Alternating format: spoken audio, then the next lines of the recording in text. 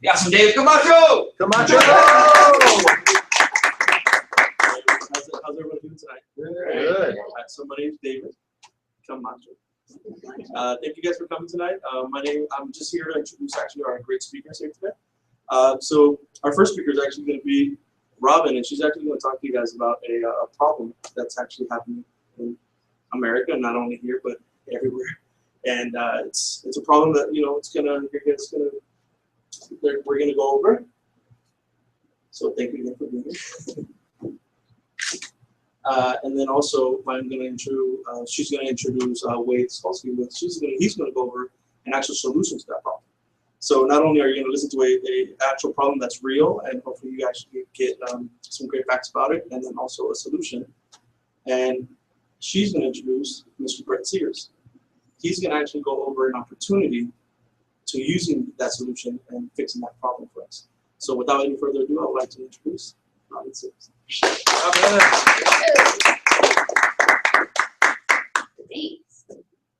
Should I pull this off tonight? Can you get this thing right? Okay, and this is, so if I'm like extra loud, it's totally Wade's fault because he introduced me to white chocolate mochas. Completely dangerous. Delicious. Not just caffeine, but sugar and delicious. I wouldn't even put it down. I'm like, no! Okay. Well, welcome everybody. Thank you for spending some time with us tonight. I really appreciate it. Interestingly, I was talking with Chuck. Does everybody know Chuck? I want to say hi, Chuck. I was just talking with Chuck before I started, and he made a comment, and I said, oh, well, that's what tonight's about. I can just go home. So Chuck could come up and actually do what I'm about to talk about. We were talking about, you know, the problem of not having flexibility in our work and flexibility in our lives, and the choices that we seem forced to make on a daily basis between money and flexibility. And part of what we're here to talk about is that there are a group of us in this room who said, I don't want to have to make a choice, right? I want to be able to have the flexibility to do things in my life, to take care of my family, to be with my kids if I have kids, to be with my wife, to be with my spouse, and I want to be able to provide for my family. And we all want that. I mean, I just don't know a lot of people. Is anyone not interested in flexibility and money? No, we're all on the same page here, right? So the question becomes how, and why is it that we're not talking about this more? And we started to say, you know, I'm a lawyer by training, for those of you who don't know. And in my legal job, my particular legal job, because I actually work for someone, unlike Wade, who has his own business, I have no personal flexibility. I have no choice but to be there. And actually, when you're in this service business, in this particular service business, and there's all kinds of competition around you, whether or not you work for someone or you have your own business, you have no choice but to be there at whatever time, whatever space that the client wants you. Because if you're not there, someone else will be. And what's interesting when we talk about what I call the F word, we all prepared for the F word? Flexibility. Flexibility, that's a good F word, right? Flexibility is a good F word. Another good F word is finances. And in our house, we say that there are no bad words, there's just words that we don't use. The F word is one of them. And what I find that's so interesting about the F word is that we don't want to talk about our finances. Most people aren't interested in talking about their finances, right or wrong, right? Do you want to talk about your finances tonight? Yeah, that's what you're here for. You're here for an hour and a half to talk about your finances. Everyone's like running out the door. They're like, I'm so not interested in that. But you know who the people who do like to talk about their finances? Wealthy people. Wealthy people like to talk about their finances. People with money like to talk about their finances. But it's not just money. Because people who have a lot of money but don't have a lot of time, don't have time to talk about their finances. Right? It's the people who have what we call financial freedom. And they have access. They have access to education. They have access to ownership opportunities. They have choice in their lives.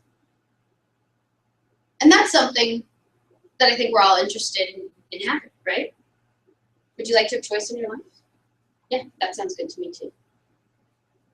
And they have choice for multiple reasons. One is because they have generations that have established plans in place to make sure that the next generation has that choice. They have opportunities and access to financial guidance in order to set up the plans to make sure that when they get there, they have a choice. So there's institutionalized support at the top. There's people who wake up every single day and say, how can I serve these folks because they've got the money to pay me? And then there's another group of people, the not so wealthy. And most people think that not so wealthy people don't have choice. But the truth is, we actually live in a great country.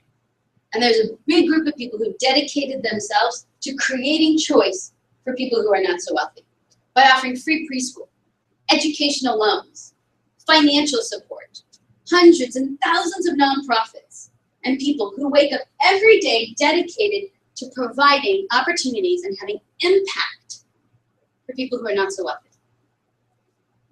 So you've got thousands of people who wake up every day to serve folks with money, and thousands of people who wake up every day to have an impact on the people that we call the not so wealthy. And then there's this big hole in the middle, and that's what Chuck was talking about. We call this big hole Main Street families. So what's a Main Street family? Sounds like a fancy word, right? It's real easy. It's you and me. It's all of us. It's everybody else. That's what I call it. It's anyone who has no choice but to work. It's any of us who are living paycheck to paycheck.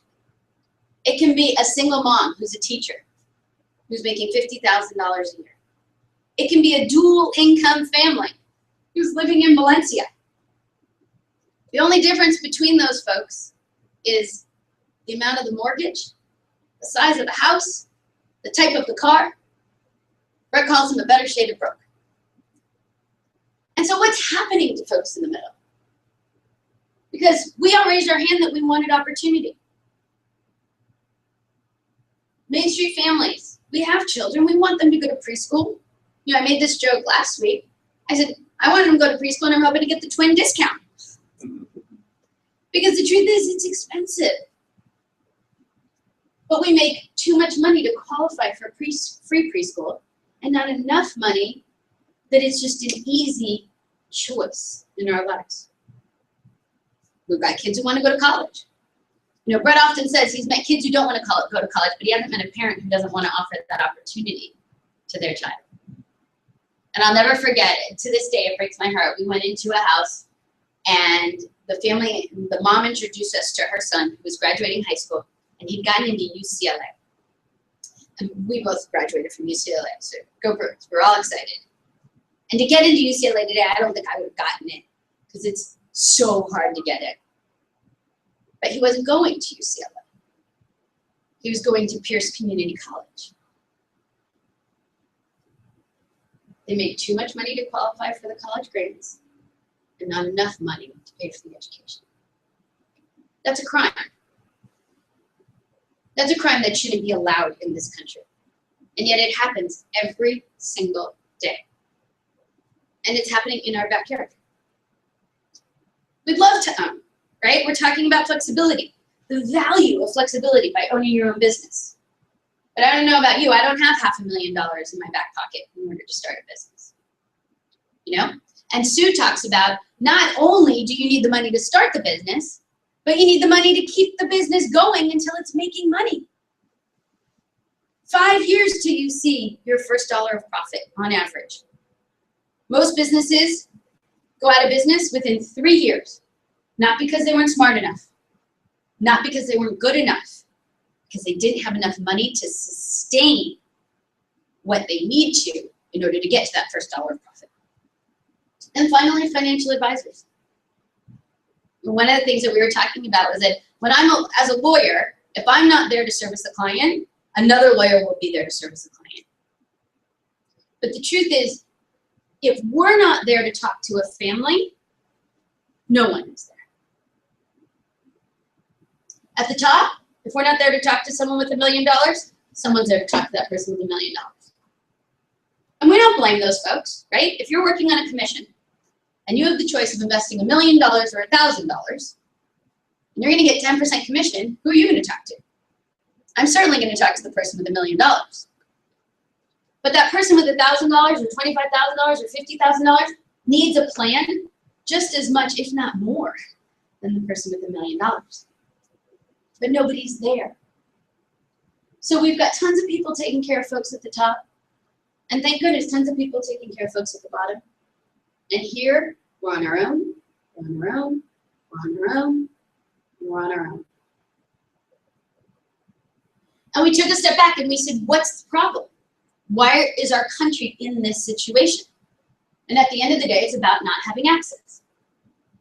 We don't have access to the tools and the resources that wealthy people have access to.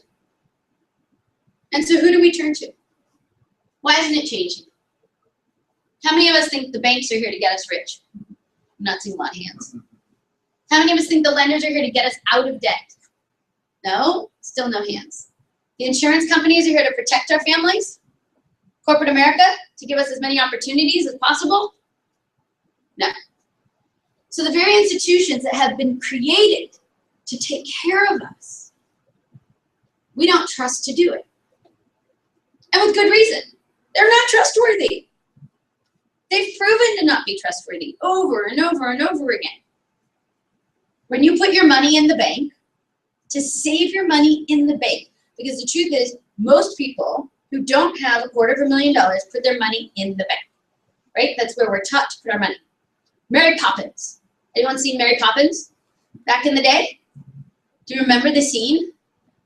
Right? So Mr. Banks takes his kids to the bank, and there's one coin in his little son's hand that he wants to give to a homeless person. And he says, no, you have to put that coin in the bank. There's even a song about it, right? That's what our country has been telling people. Put the money in the bank. And then the bank takes your money, invests it, and makes X% more on your money than you care. And then we say, well, why isn't the bank telling us to put our money in investments directly? The bank has no interest in us putting our money in investments directly, because then they would lose out. And yet that's what we've been teaching generation after generation, even through the Disney movies that we watch. So it sounds like a pretty big problem, right? We all agree this is a problem. There's a problem in our country. It's a class problem. It's a social justice problem. It's a problem that we don't have access to these tools and resources. There's a bigger problem. I know, right? We're like, really, Robin, a bigger problem? I spent my Wednesday evening to be depressed by you. I promise, wait till I take care of this. I'll have you laughing in stitches. I'll make up for it. And the bigger problem is we're not mad about it. You know, I was thinking about this today as I was taking care of the twins. A lot of time to think, not really. But I was thinking about this today, and we often say in here, we're not mad about it. But the issue is that we're not mad about it because most of the time, we don't know to be mad about it. The problem isn't real until it actually affects us, until it impacts us. We don't know to be mad until we lose our job. We don't know to be mad until our mom goes to retire and doesn't have enough money and calls us crying because she can't retire. We don't know to be mad until our kid gets into UCLA and we don't get the loans that we thought we would get so we could go to that incredible school. That's when we get mad. But the truth is that we can plan in advance so that we're in the place we need to be when those moments happen. And we have to figure out how to find the fire in us to make those plans. And it's interesting because in certain cases, there is institutionalized fire. How many of us have car insurance? Anyone planning to get in an accident? No. What's car insurance? Car insurance is a plan. Car insurance is a plan so that if, God forbid, heaven forbid, we end up in an accident, we're in a position to be able to afford to handle the situation. Because if you didn't have car insurance, you'd be in a lot of trouble. You'd be paying all that money out of your pocket. They could go after your house. They could go after your livelihood, right? How many of us who own homes have homeowners insurance? Earthquake insurance. Anyone planning on an earthquake? No. And so in certain cases in our life, we have institutionalized planning, but we don't have it for some of our most important needs. Isn't that interesting? When it affects us as an individual, we're not there for it. We don't want to face it. We don't want to address it. And yet it's the same thing. In fact, it's worse. Because the difference between the earthquake and the financial plan is you know you're going to retire. You know someday you're going to die. And imagine, you're protecting yourself for what you don't know, and you're not protecting yourself for what you know. And that we should be mad about. In fact, we should be pissed. David likes this. He's smiling. You like that, huh? I mean, it's fascinating, right? Psychologically. That's why we're here. We're here to have a conversation because access is about knowledge, and knowledge is power. And so tonight, you have an opportunity to get the knowledge that there's a problem, the knowledge that there's a solution, thank God, and it's not just ending with me, right? And then the opportunity to decide what you're going to do with that knowledge. Because it's not a matter of if it's going to show up. We're not talking about if you get in a car accident or if there's an earthquake. We're talking about when. We're talking about when your kids go to preschool, when your kids go to college, when you retire. And we have an opportunity to change it with each of us in this room. So with that, I'm going to invite the great Wade Skolsky to talk to us about how we can actually change and have the opportunity to make the difference in our lives and in the lives of the people around us.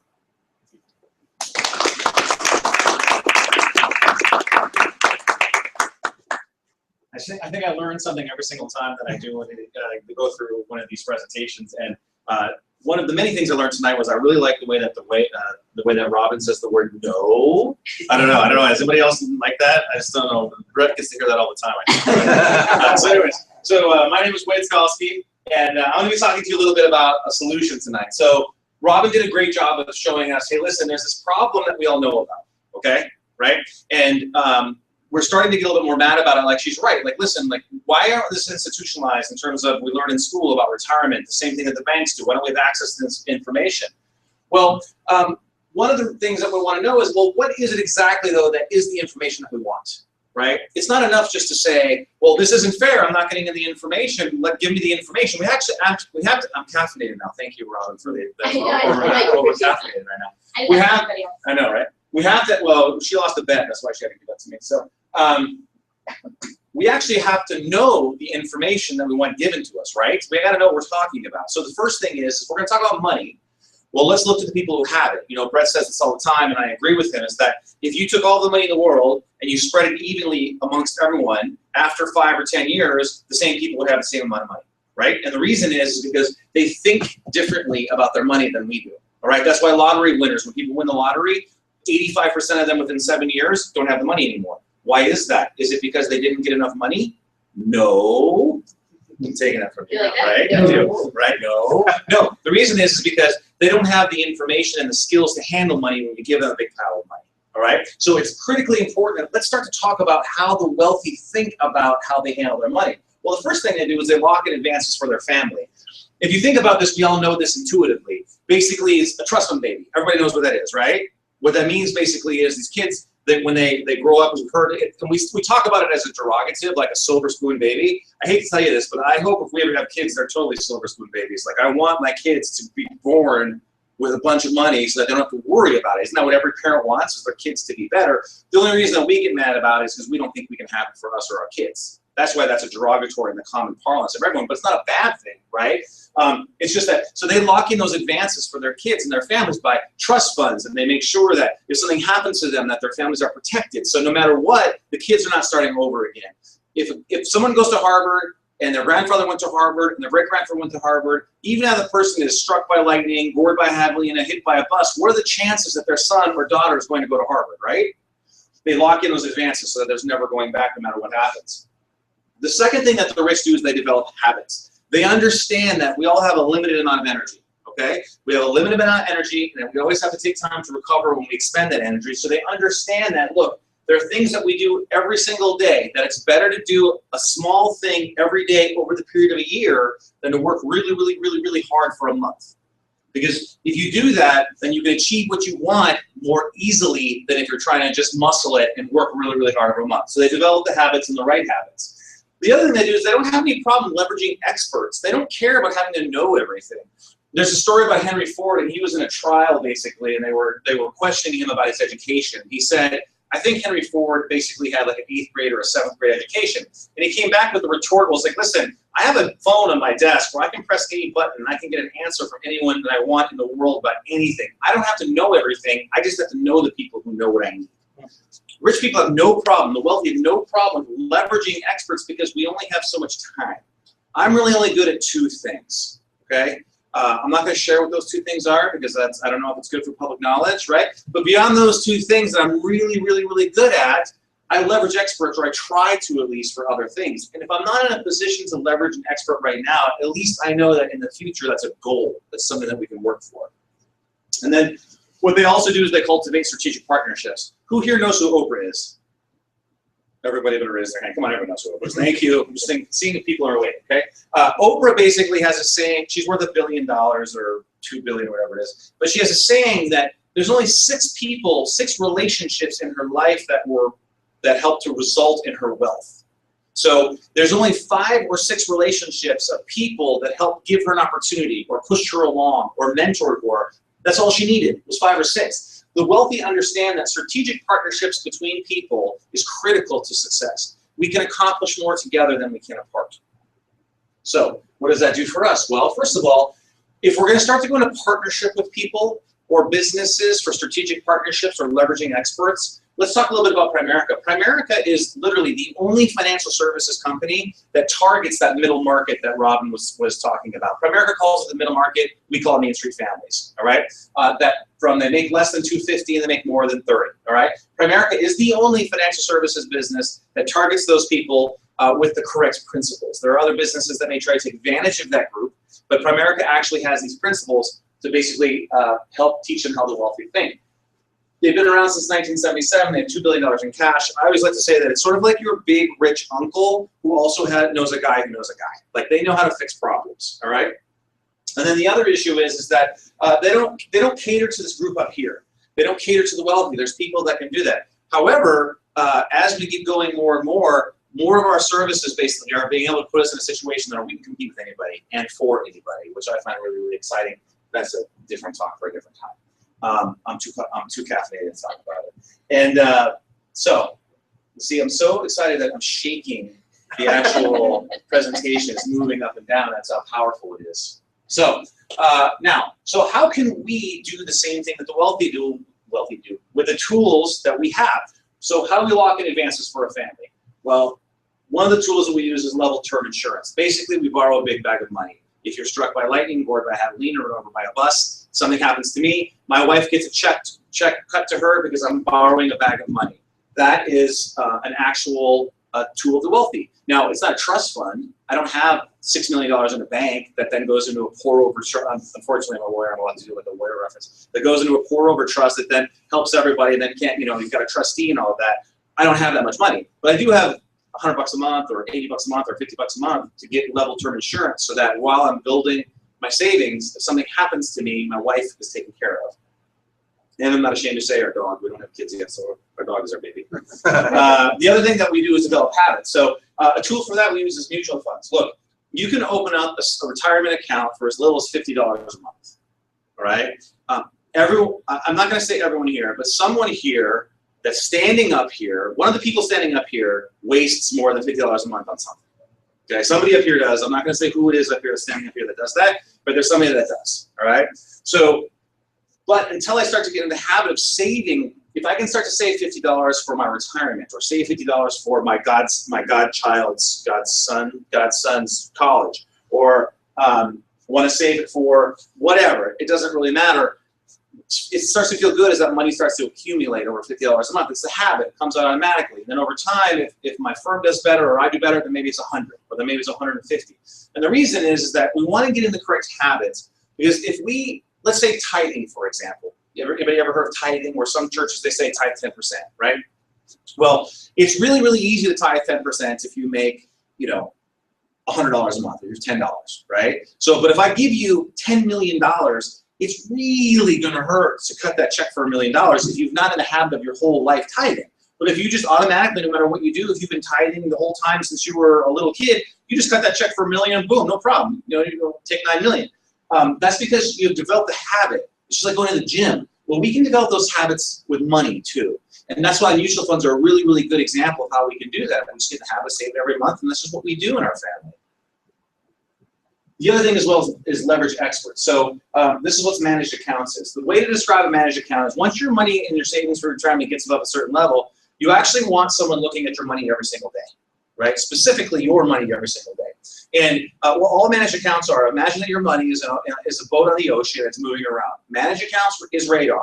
It senses a hurricane coming in, wind coming in, a meteor from the top of the earth. It takes your boat, it picks it up, and it puts it somewhere else. It's actively managing your money.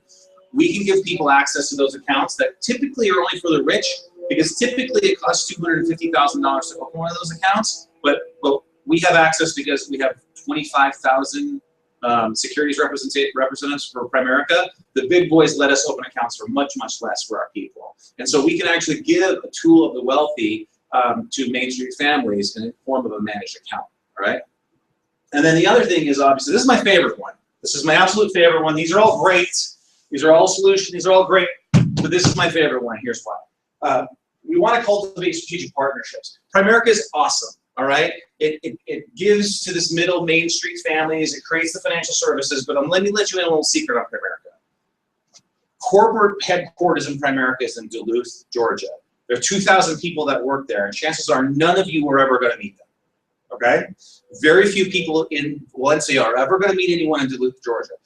They're great. They wake up every single day and they say, hey, how can we get managed accounts to go to the Main Street families? How can we get mutual funds to Main Street families? How can we make sure that level term insurance is for Main Street families? That's awesome, right? But what we need is our cultivate strategic partnerships for people like Robin, and people like Brett, people like Camacho, and everybody else in this room who wants to help each other so we can get to families so they can understand these things, all right? It doesn't do any good if nobody in Valencia ever hears about things. So this room, everyone in this room creates a strategic partnership because we all help each other. No matter what, we try to help each other the best that we can because we can all accomplish more together than we can apart. I mean, as a team, we're coming together, we're trying to figure out what is the best way to get this message to the most people because we understand that cultivating strategic partnerships is the only way that we're going to be successful on helping any number of people in this middle. There's 70 million families right now. There's no way we can get to all of them. We can start to make an impact only by cultivating strategic partnerships with each other, and it's the only way you can change your life individually. The only way I can change my life is to work in concert with as many people as I possibly can that are in alignment with what I want to do. No one ever, in the history of time, ever, I don't care about this myth about someone inventing an app and then suddenly making $100 million. No one has ever done that by themselves. They still have to find an angel investor. They still have to find Microsoft to buy it. They still have to find a whole group of people, Oprah Winfrey's 5 or 6 people to help them to bring that to life. The only people that get money by themselves are lottery winners. And how does that work out for them? And the reason is because they're alone. They don't have anyone else with them, right? So this is my favorite one, is cultivating strategic partnerships, because everyone in this room has realized the only way we're going to get to where we want to go is by we can accomplish more together than we can apart.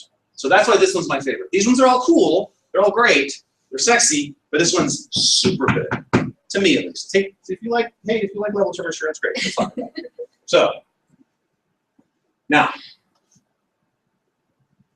the reason why this as a group is really exciting is because this is actually a 2 to 3 generation game plan to put your grandkids or great-grandkids up there.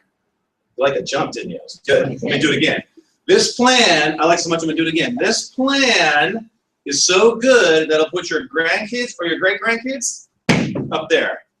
Little Larry Bird, right? So, guys, that's incredible. Now, the reason why that's incredible is because Robin identified a problem that we're all mad about. That why aren't they teaching this in schools, right? And if this is true, which it is, because it's very simple and it can be executed by anyone, it solves your family tree forever. Where, remember that slide, we're going to how the wealthy think and the tools they use?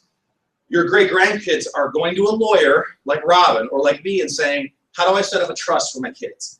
Your great-grandkids are going to an accountant and saying, hey, how do we start to make our money work for us in a managed account or in a REIT or in whatever? And so your great-grandkids get to utilize experts, have strategic partners, do all those things, just like these people. This last one's not going to be as good. Up there, okay? That's exciting. Because don't we all want our kids to be better than we are? And if we want our kids to be better than we are, our kids for sure will want their kids to be better and their kids to be better for them. And we get to give that to them by teaching them this information and how to leverage it for your family forever. That's exciting because that can change a family tree. I come from farmers. I'm the first in my family to go to college. That means that 3 or 4 generations from now, if I do this, the Skalskys are Harvard people, Princeton people, whatever, forever. Whatever your definition of family success is, they're there. And that's because I learned these things and I teach them to my kids. That's exciting for me. So thank you. But Brett's going to talk about something that's maybe a little bit faster. Yeah, some Brett's ears.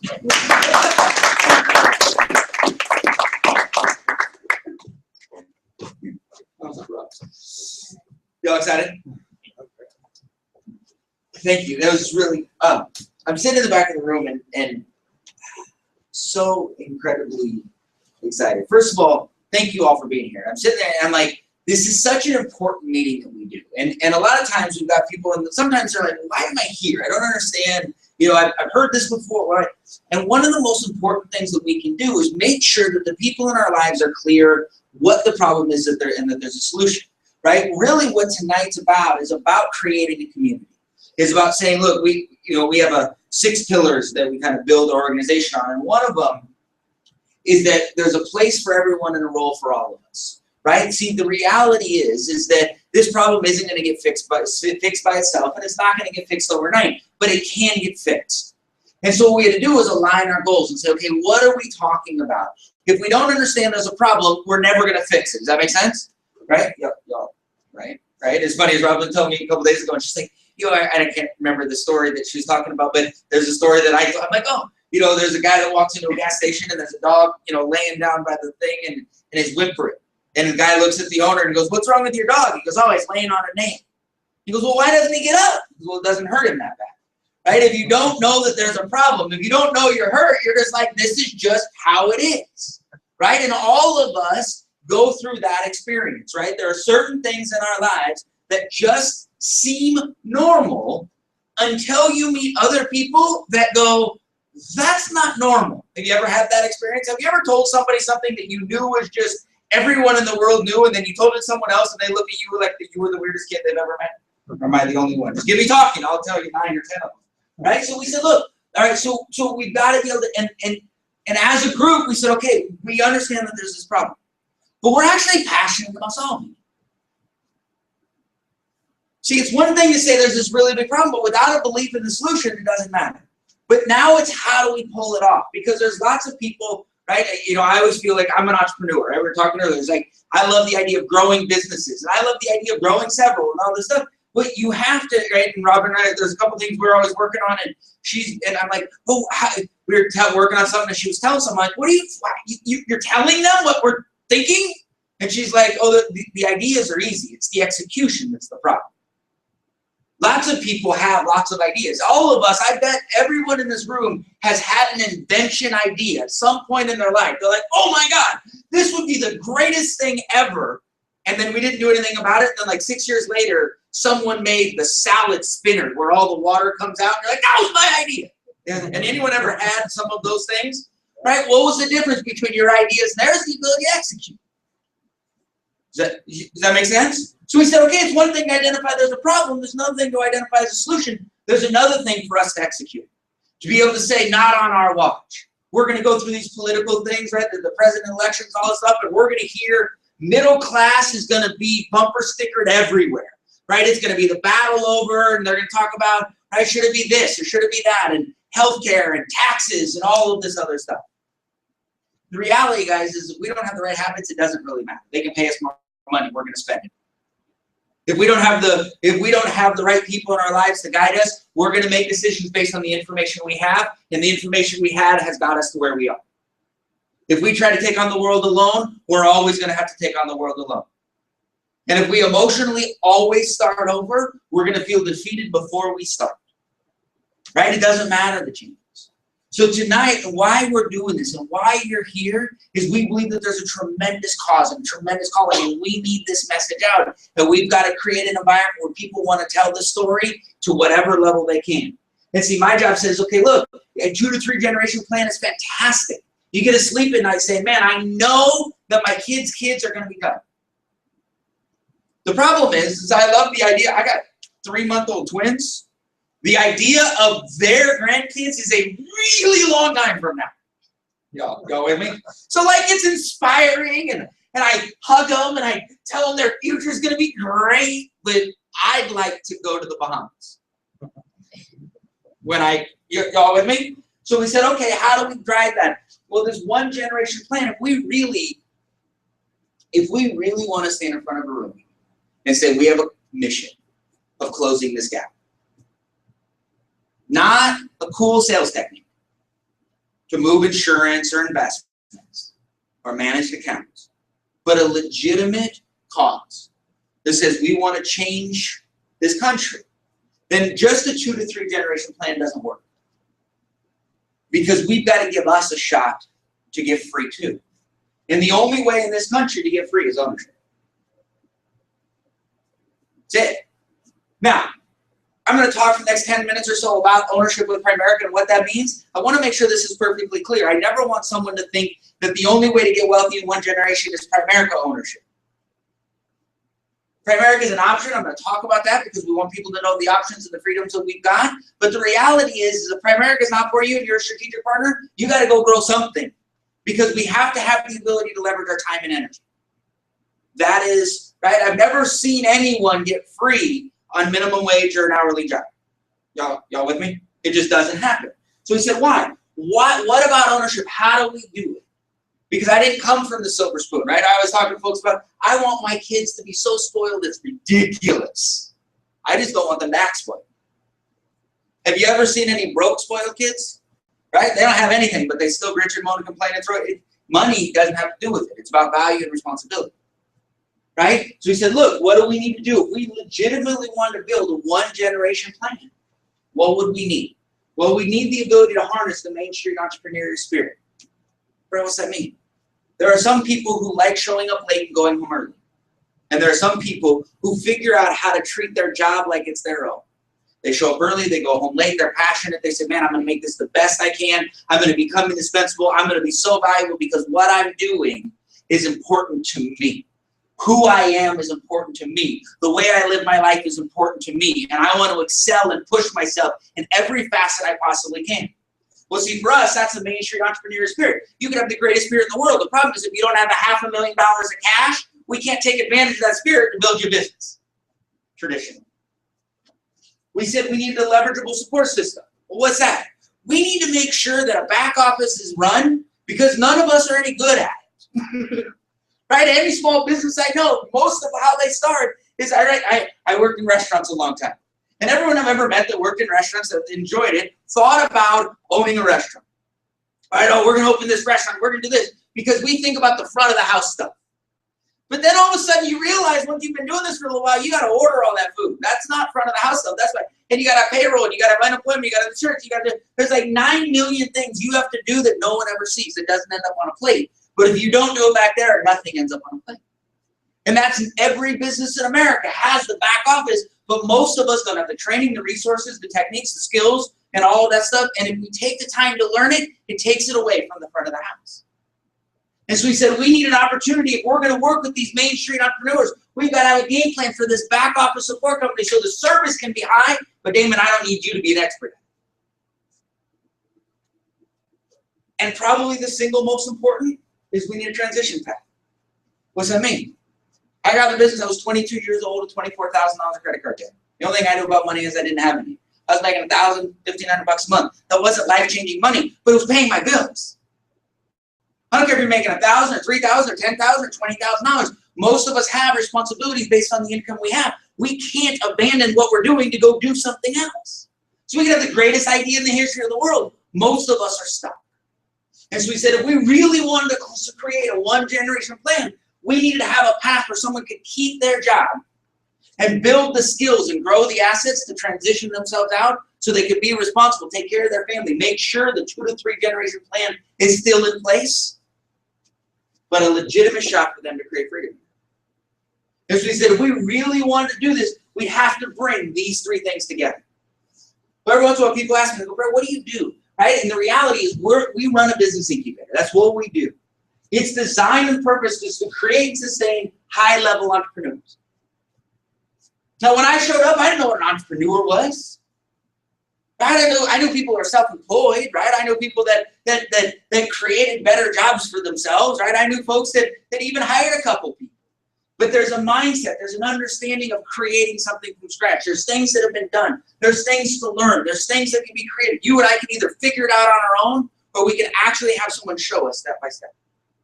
And so what I wanted to do is I wanted to get really, really good at learning how businesses work and then take and train people so that we could collapse those time frames. We could take that institutionalized knowledge that the wealthy already have and bring it so that we can lock in our advances. We can develop habits. We can leverage experts and cultivate strategic partnerships in our lives along with our financial products. Does that make sense? No, it's fun. I love this thing. So we said, okay, so that's all good. So how do we do it? We said, look, if we're really going to do it, so now we're saying, okay, we got the problem, we got the solution, we've got this stuff, we know what we need. Now we're at the point. How do we do it? Again, it's about execution. We have the greatest idea in the history of the world. Most small businesses are $50, $100, $200, $500,000. It's cost prohibitive for the folks that are in this area. So we said, man, we need low capital entry. We need to be able to attract the people with that entrepreneurial spirit and say, let's take advantage and let's leverage the experience and that spirit that you have and not make sure that your money takes care of it. We need to make sure it's a partnership plan. When you can get started, it costs a couple $1,000s to get licensed through the state of California. Primerica covers almost all of those expenses. We said money's not going to be the reason somebody doesn't give this thing a shot. We said we need a partnership plan. Right? We said that, and Wade talked about Primerica, this home office financial services company. Look, I've never dreamt about financial services as my be-all. And I'm dreaming about beta coefficients and standard deviations and algorithms and insurance. Like, how many of us wake up and go, oh, let's make sure we have the right insurances? Like that's a good Saturday night, bottle of wine, drink, and go, hey, honey, why don't you get those investments out? Like, well, how many of us would really love to know we're going to go to retire and not have to worry about money? Like, that's a kind of a fun story. How many of us like to know if our kids get accepted to college, they can go and not go into 20 or 30 years of debt? If something, God forbid, happened to us, we know that our kids aren't starting over. I grew up in a small town in Iowa. I love my kids, man. I got both my parents were teachers. They got their house foreclosed on when I was 15 years old. I know what it feels like to start over and over and over. The reality is in the building process of what we're doing, my family's life insurance is still the single most important piece to their long-term stability. It won't be forever, but it will be right now because it's what makes sure that there are opportunities that we're going to work to create for them, they're still going to have. But I dream about the impact, not the problem. We said, man, we needed a back office that can make sure that the organization, the structure, the support is all in place. Because I don't want to turn Tony into an administrator. But I want to make sure that any client that he helps has a high level quality of service that's created and consistent because they're going to go through multiple generations and they've got to have someone to talk to in a relationship no matter what. So that we can develop relationships. Because that's the fun part. I love meeting people. I love talking to their goals and dreams and realizing the good things are in front of them. And these two things have to be taken care of. But listen, this is just the last part of this conversation. Guys, it's got to be worth it. And I love showing this conversation for two or three reasons. One, we open our books. We show everyone how we get paid, what the process is. And that's kind of unheard of in this industry because everyone, right, the financial services industry, like there's so much stuff. And we're like, right, receives a client. I go, hey, you got to come take a look at this, right? We just sat down and took care of help her and her family. And now all of a sudden, 3 days later, I'm like, hey, come take a look at this. We open our books. I'm so proud of that because I believe in profit. I believe reasonable profit for reasonable service. And if you're making an impact, great things can happen. But I also know that if we're going to do something, it better be worth it. The opportunity's in place. So we sat back and said, right, there's a place for everybody. What do? Our business is built on habits. Tonight, the single most important thing we can do is make sure the people in our lives say one very important sentence. This is good. Everyone's like, oh, you're trying to get me to buy something. No. You think there's a problem? Yeah. Think this is a good solution? Yeah. We did our job. That's it. Because from there, we can build absolutely everything else. I've never had anyone go, you know, that Main Street families, they're completely taken care of. Man, everyone shows up. What you're talking about is just crap. I've just never had it. Robin asked, how many of us think the banks are here to help us get wealthy? I've never had anyone. I've never even had a banker look at me and go, that's absolutely. What does it mean when complete strangers always agree on this topic? You think the banks are here to get you wealthy? No. You think they're just, how about the lenders? Do they ever want you out of debt? No. You guys realize by definition of their product, they only earn money when you're in debt? What is their incentive of getting you out? If we don't align our goals, bad things are going to happen. So he said, man, that's what our allies are for. We're going to build our advocates. I have a young man here named Chuck. I've known Chuck a long time. Chuck has been one of the most instrumental advocates in my professional business. Chuck personally, single-handedly, right, through the last 20 years, at different points, and he doesn't know half of them, has been so instrumental in the growth and development of our business. Right? He participated, right? When Chuck and I reconnected, he's like, hey, I want you to meet this person. I want to be able to go through. There's so many opportunities. Man, you understand the doors that people that are emotionally invested in what you're doing will open that you can never do to tell the story? The opportunity to create a space for folks, guys, is unlimited. This is about, right? I always laugh and Wade, he's like, cultivate the street is his favorite, and it truly is. I actually think it's because he came up with, together, we can accomplish more together than we can apart. It's like one of our favorite sentences. So he's like, this is my favorite, because it's his line, right? The little tagline. But that's all right, right? Whatever it is, right? We get a laugh about that. But what happens is it's true. We can't be all things all people. But if we have the people in our corner, we don't have to. And there are going to be some that say, hey, this is a pretty good story. I think I want to tell it active. I want to be a part of it because I recognize that there's a problem. And I think there's a shot for me to participate in the solution.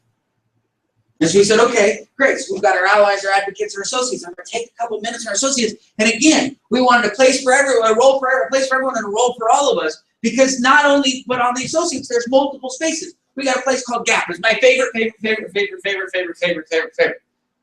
called the Gathering Asset Partner. This isn't the full-timer. This isn't the one that opened offices.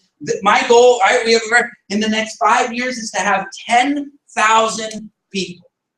Probably 10,000. Is that possible? I have no idea, but I know I don't think about it. But 10,000 people over the age of 60 licensed with us that aren't actively growing a business. Why? Because there's 10,000 people turning 65 every day for the next 19 years. This is the first generation that's ever had access to a 401k or IRA, ever in their entire lives. They make 40, 60, 80, 150, $200,000 a year. They never made enough money for the financial advisors to ever talk to them. They now are getting ready to retire. They have a piece of paper with $211,000, $387,000, or $900,000 on it. And it's meant absolutely nothing to them because it's only been a piece of paper. But now they're getting ready to retire. And now the decision they make is going to determine if they run out of money or not. If they're going to be able to eat for the rest of their life or not. If they're going to have the quality of life that they're supposed to have or not. And the challenge is these are people that have no idea how to talk to financial advisors. They don't have the sophistication of developing investment portfolios because no one's ever talked to them.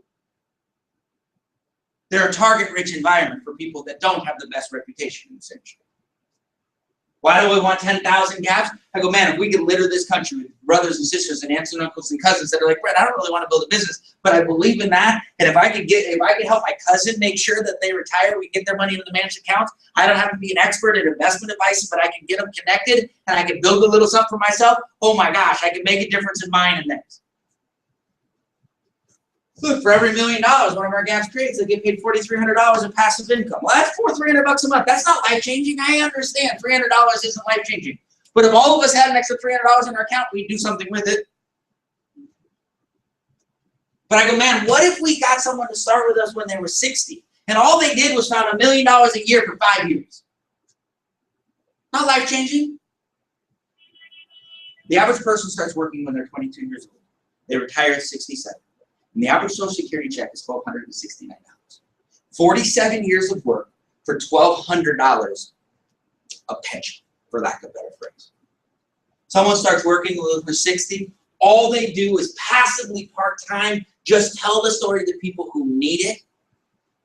With $5 million, they get paid $1,800 a month in passive income. That's more money on passive income on the first of every month, just by making sure that people in their communities have access to the people that need them. If we didn't do anything else and we just did this, we would save hundreds and thousands of people's futures.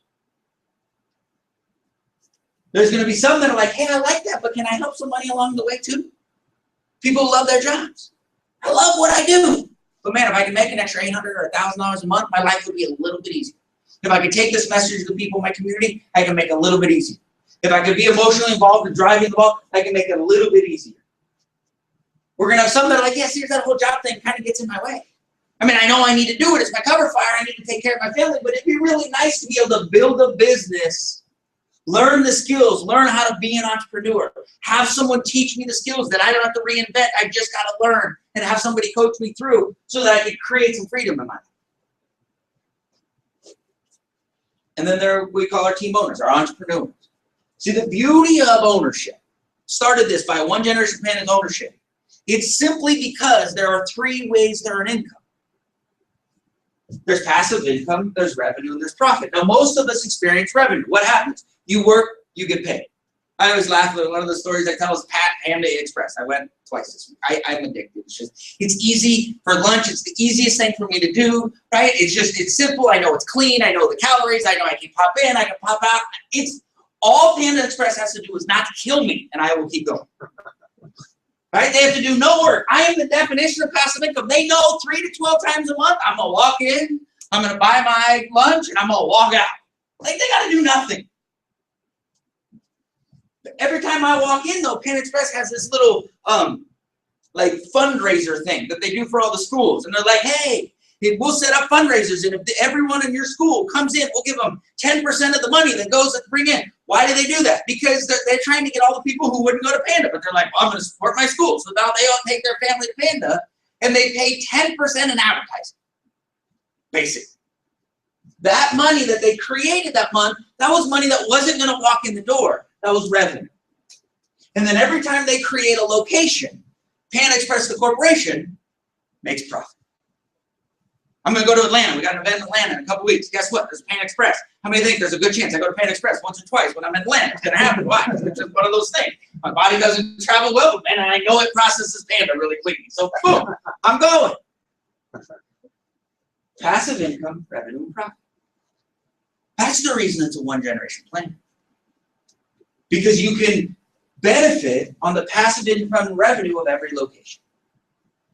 But we said, man, we've got to make sure we've got the same access, whether it's a gap or part-time or full-timer. But as our team owners, in the passive income, if you build, while you're building your team, building this company, you helped created $15 million of assets under management, pay $8,300 a month on the first of the month in passive income. If you taught 30 people how to just find $1 million part of the 10,000 people every day, or every going through, that's an additional $8,300 a month. That's $200,000 a year in passive income. While you're building that, if you build an office that helps 30 families a month, Now you can say that's a lot, but there's 30 days a month. That's one family a month. Not you personally, but if you had 30 people on your team, everyone did, then that's not an overly aggressive goal. Not when there's 70 million families. And then my favorite is the entrepreneurial side. Because if I came here right now and all of a sudden I said, this is awesome, and if you guys wouldn't mind helping me make $1 million, that would be great. So if I can help you make a couple thousand, that would be fantastic because I want to take care of my family. That might not be as inspiring to me. See, I know my family's going to get taken care of because we'll do the work. But what I love is the opportunity to be able to teach and train and develop and gives people the exact same shot, the exact same contract, the same license, the same opportunities, the opportunity to grow and to align our goals.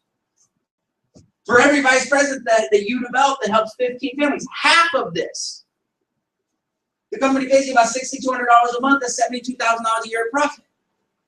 And they run their own deal. So I'm not the greatest at math, but I go with that 172, 2's 144, 2's 3, 210, 280. That's $350,000 a year. So I have a question. If over the next 5 years, someone you know, maybe not even you, but somebody you know had that entrepreneurial spirit, they wanted to leverage the support system. They wanted a transitional path where they could keep their job and learn how to run, how to train, how to develop, how to grow, how to communicate, how to structure, and how to build a business. They learned that there were 70 million families stuck and there was a legitimate way to solve for it. And they made some money part-time and they started to grow and they started to build their business and they realized that they could cultivate and develop some assets. They could tell the story. They could make an impact. They could attract some folks. They could teach them how to do it and they could create it. 5 years from now, they could make $200,000 in passive income, $200,000 in revenue, and $350,000 in profit. That's $750,000 a year. When I started this part, my part was a one-generation plan. If over the next 5 years, you and I built a business that was paying us $60,000 a month, do you think we could pay our taxes, have a life, and save some money so that we could legitimately create wealth in one generation? We said for us to stand in front of a room, we needed to be able to solve this problem. We can solve it with the products and services over a 2 to 3 generation, and we can get people emotionally connected to this solution because no one's coming to our neighborhood. No one's talking to us like adults. There are people who show up to sell us things, but no one is going to build us a plan. No one that's going to walk us through the transitions and help us grow. And we said we can do it. And even if they did, there's no shot for us, even with the greatest plan we talked about, the greatest plan we have, we can't get you wealthy in one generation just by saving and investing. We can't do it. We don't make enough money. But if saving, getting free in your life is important, we better have that solution. And we said that's what this is. America's not for everybody, but the impact of access is. There's a role for all of us, whether it's as an ally, it's as an associate, or it's as an advocate or as an associate. We said there's a place for everyone and a role for all of us. We cannot do this alone, and we don't want to. We want to surround ourselves with people that are passionate about creating an impact wherever that level is, and whatever impact is, the support. If you come up, and so we have something really, really special because we run this a lot like a sports franchise. Right? We like having fun, and we're big sports fans and stuff like that. So when someone gets licensed with us, we call them we're their players, and we give them their first little practice shirt and stuff like that. And this young man, I'm really, really proud of because it's funny. It's amazing through Chuck, right? But his stepson and they called and said, Chuck had called me and said, we just got married, we got to sit down, we got to talk about this stuff. And it was a Sunday afternoon and I show up and we're talking about their insurance. And here's this kid, this 21-year-old kid who kind of comes in, doesn't really say much, smiles. And I'm like, say hi to him. And he's like, hi. And he goes back to his brother, kind of leaves. And for 2 minutes, we get into this conversation. He's got this look in his eyes like, man, I'm supposed to do something. But like the kids, right? They're all over the place. And I remember going to Chuck. I go, Chuck, you got to get Norman. You got to get Tony here. You got to get them to see it. Things happen and all sorts of stuff. And a week and a half later, Chuck calls me and says, you got to talk to Tony. I think there's something he wants to be part of. This young man has something great in him, and he wants to be a part of something special. Norman and I have talked, and we think that this is the right space for him to see. We don't know if it's for him, but it's the right space. And he saw it, and he's a part of this now. And a couple days ago, he passed his test. So we love to recognize our newest player, the awesome Tony.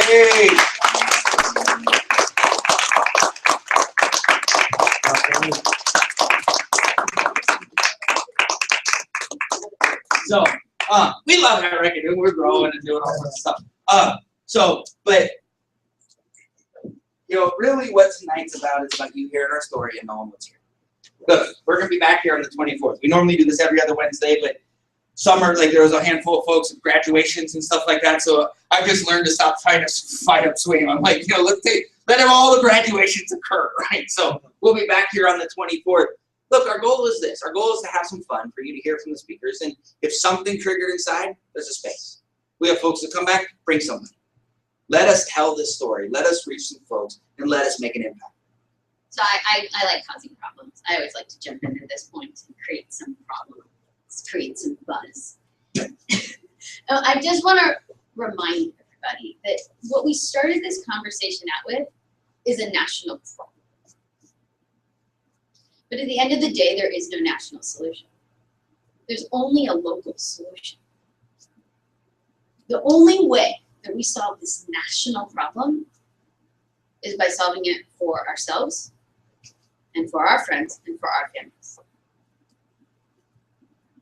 So I started out the conversation by saying knowledge is power.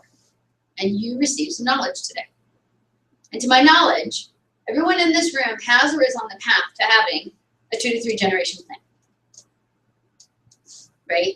You're here today because someone brought you here. You've talked to Brett, you've talked to Sue, you've talked to Wade, you've talked to someone. Those are the facts of life. Did you like that? I guess you take the good, you take the bad. Yeah, I know. Yeah, I knew that was coming. I knew that was coming. No. And that, yes, has led you to a 2 to 3 generation plan, and perhaps, like Tony, a 1 generation plan. But at the end of the day, we sit here and we listen to this information, and we have to say to ourselves, what are we going to do with it? Who in your life do you care enough about to share this information with? Because if you're not sharing it, we're not making a difference. Who do you care enough about to share this information with? That's what I want you to think about when you leave here. And the first 3 names that pop into your head, you gotta share it. You gotta share it. Because we all deserve to not only have a car insurance policy and a home insurance policy, but a personal insurance policy. That's what this knowledge is about. So I'm going to challenge you all. I want you to think about it. Who do you care enough about to share this with? Invite them to coffee. Share the information. Invite them to June 24th. Because the only way we're going to solve this national problem is if we handle it one family at a time. One person in our lives at a time. Thank you so much for your time tonight, for giving us the opportunity to share the story with you.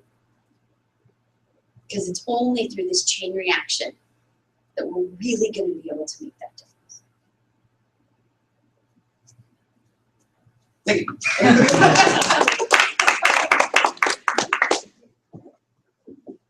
Too much of my Samsung's. Yeah. So you can tell. You gotta keep telling the story. Thank you. It's funny, I constantly like I sit in here and get Oh, I know. Thank you. And I'm I like, appreciate it.